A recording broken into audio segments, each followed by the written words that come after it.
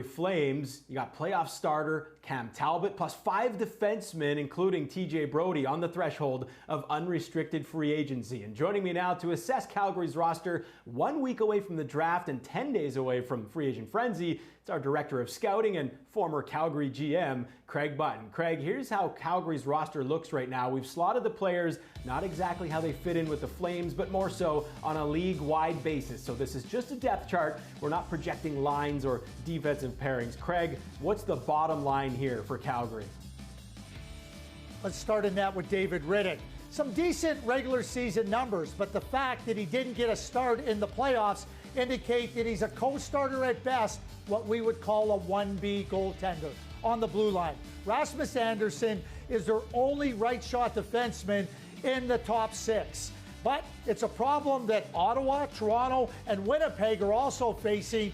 Calgary Flames have the same exact hole on the right side.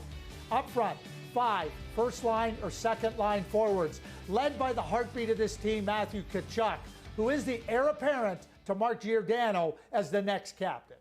Yeah, and it was Tkachuk before these playoffs, Craig, who said he was sick and tired of losing in the first round. Well, Calgary actually won a round. They won the qualifying round, but then fell out in the first round of the playoffs. So what is priority number 1 for the Flames in terms of getting over this hump? They've lost in the first round now 3 consecutive seasons.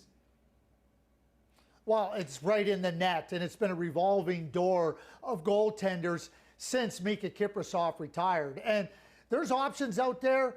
Darcy Kemper in the trade market, Braden Holtby and Jacob Markstrom in the free agent market. But the Calgary Flames have to find a bona fide, authentic number 1 goaltender, or Matthew Tkachuk and others are going to continue to bemoan the lack of success in the playoffs.